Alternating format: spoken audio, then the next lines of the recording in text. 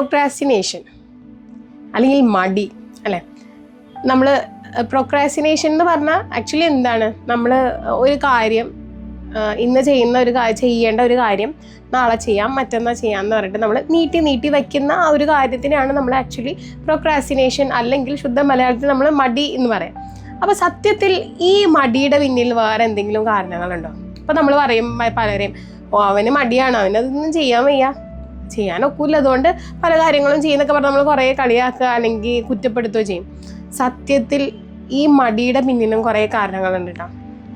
ഈ മടി ഉണ്ടാവാൻ നമ്മളൊരു കാര്യം നീട്ടി വെക്കാൻ പ്രധാനമായിട്ടുള്ള കുറച്ച് കാര്യങ്ങളുണ്ട്. ഈ നീട്ടി വയ്ക്കലിൻ്റെ പിന്നിൽ കുറച്ച് ലിമിറ്റിംഗ് ബിലീഫ്സും കുറേ ഫിയറുകളൊക്കെ ഉണ്ട്. ഒന്ന്, ഫിയർ ഓഫ് ഫെയിലിയർ. ഞാനിത് ചെയ്താൽ ശരിയാകുമോ, അല്ലെങ്കിൽ ഞാനിത് ചെയ്ത് കഴിഞ്ഞാൽ തോറ്റു പോകുമോ എന്നുള്ള പേടിയാണ്. ഇത് ചിലപ്പോൾ നമുക്ക് ചെറിയ പ്രായത്തിൽ എപ്പോഴെങ്കിലും കുഞ്ഞു നാളിൽ നമ്മൾ ആരെങ്കിലും എന്തെങ്കിലും കാര്യത്തിൽ തോറ്റുപോയപ്പോൾ കളിയാക്കിയതുകൊണ്ടുണ്ടാവാം. ഓക്കെ, അപ്പോൾ അതുകൊണ്ടുണ്ടാവാം. പിന്നെ ഫിയർ ഓഫ് സക്സസ്. അത് ഇതിന് മുന്നേ ഞാനിതിനെക്കുറിച്ചൊരു വീഡിയോ ചെയ്തിട്ടുണ്ട്, ഫിയർ ഓഫ് സക്സസിനെ കുറിച്ച് മാത്രം. അതായത് സക്സസ്സിനെ നമ്മൾ പേടിക്കുക. അപ്പോൾ നമ്മൾ ജനറലി ഓർക്കും സക്സസ്സിനെ പേടിച്ചതുകൊണ്ട് ആരെങ്കിലും മടിയന്മാരാവോ? തീർച്ചയായിട്ടും ആവും. അതായത് ഞാനിത് ചെയ്തെങ്ങാനും നന്നായി പോയാൽ എന്നെ ആളുകൾ ശ്രദ്ധിക്കില്ലേ, അതായത് നമ്മൾ ചെറിയ പ്രായത്തിലല്ലേ ചില കുട്ടികളെ വെറുതെ കമൻറ്റ്, അവനല്ലെങ്കിലും വലിയ പഠിപ്പിയല്ലേ, അല്ലെങ്കിൽ നമ്മൾ ചിലപ്പോൾ പറയുമ്പോൾ അതൊക്കെ ആരും ഉണ്ടായിരുന്നില്ല ആ മത്സരത്തിൽ, അതുകൊണ്ട് ജയിച്ചു പോയതാ, അല്ലെങ്കിൽ പോയ ഭാഗ്യം കൊണ്ട് കിട്ടിയതാ. അങ്ങനെയൊക്കെ ചിലപ്പോൾ അവരുടെ സക്സസിനെ കുറിച്ച് എന്തെങ്കിലുമൊക്കെ പോയിന്റ് ചെയ്തിട്ടുണ്ടാകും. നമ്മൾ തമാശക്ക് പറയുന്നതായിരിക്കും, പക്ഷെ അതൊക്കെ ആ കുട്ടികളിൽ ഉള്ളിലുണ്ടാക്കുന്ന മുറിവെന്ന് പറയുന്നത് സക്സസിനെ പേടിയാണ്. അപ്പോൾ എന്താണ്, ഇത് ചെയ്ത് കഴിഞ്ഞാൽ എനിക്ക് കഴിവുണ്ടെന്ന് എനിക്കറിയാം, പക്ഷേ ഇത് ഞാൻ ചെയ്ത് കഴിഞ്ഞാൽ ഞാൻ സക്സസ്ഫുൾ ആയാൽ ആളുകൾ എന്ത് വിചാരിക്കും, ആളുകൾ എന്നെക്കുറിച്ച് എന്തൊക്കെയായിരിക്കും പറയുക എന്നുള്ളത് അടുത്തൊരു പേടിയാണ്. അപ്പോൾ ഈ ഒരു കാരണം കൊണ്ട് നമ്മൾ എന്ത് ചെയ്യും, കാര്യങ്ങൾ നീട്ടി വെക്കും. പിന്നെ ഉള്ളത് നോ പറയാനുള്ള ബുദ്ധിമുട്ട്. അതായത് ഈ ഒരു കാര്യം എനിക്ക് ചെയ്യാനേക്കാളും കൂടുതലുള്ള ഭാരമാണ്, പക്ഷേ എനിക്ക് ആളോട് നോ പറയാനും പറ്റൂല, അപ്പം ഞാൻ നാളെ ചെയ്തു തരാം കേട്ടോ, മറ്റന്നാൾ ചെയ്തു തരാം കേട്ടോ എന്നൊക്കെ പറഞ്ഞിട്ട് എന്ത് ചെയ്യും, ഞാനിങ്ങനെ നീട്ടി വെക്കും. അത് അടുത്തൊരു കാര്യമാണ്.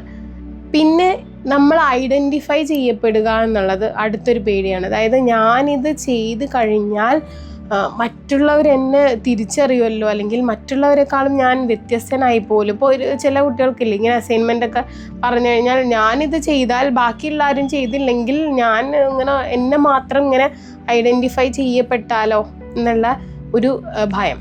അപ്പം ഇങ്ങനെയുള്ള, നിങ്ങൾ ശരിക്കും ആലോചിച്ച് നോക്കിയാൽ, നിങ്ങളിപ്പോൾ ഒരു കാര്യം കംപ്ലീറ്റ് ആക്കാനായിട്ട് നിങ്ങൾക്കൊരു ബുദ്ധിമുട്ട് തോന്നുന്നുണ്ടെങ്കിൽ, ഒരുപാട് കൗൺസിലിംഗ് വന്നപ്പോൾ മടിയാണെന്ന് പറഞ്ഞ ഒരുപാട് പേരുണ്ട് കേട്ടോ.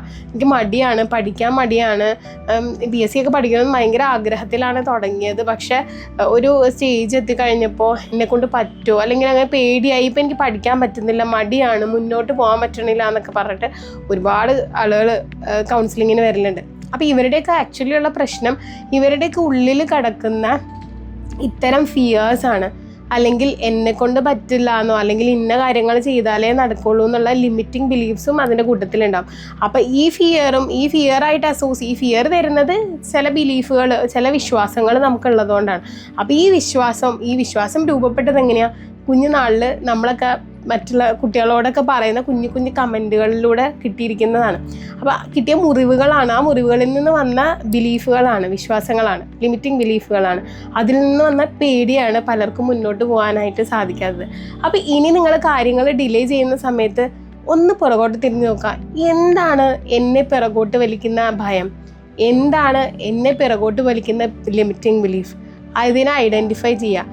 ഇതെല്ലാം മാറ്റാൻ പല ഹീലിംഗ് മൊഡാലിറ്റീസ് സൈക്കോളജിയിൽ ആക്ച്വലി അവൈലബിൾ ആണ്. EFT പോലുള്ള ടൂൾസ് വളരെ ഇഫക്റ്റീവാണ് ഇത്തരം ഫിയറുകളൊക്കെ മാറ്റാനായിട്ട്. അപ്പോൾ എന്താണ് നിങ്ങളുടെ ഫിയർ എന്ന് ഐഡൻറ്റിഫൈ ചെയ്യുക. അടുത്ത ദിവസം നിങ്ങൾ ഇനി എന്തെങ്കിലും ഒരു കാര്യം ഇപ്പോൾ ഡിലേ ചെയ്യുന്നുണ്ടോ, ആ ഡിലേ ചെയ്യുന്നതിനുള്ള കാരണം എന്താണ്, എന്ത് പേടിയാണ് നിങ്ങളെ അലട്ടുന്നത് എന്നുള്ളത് ഐഡൻറ്റിഫൈ ചെയ്യുക. പരിഹാര മാർഗങ്ങളും ഉണ്ട്.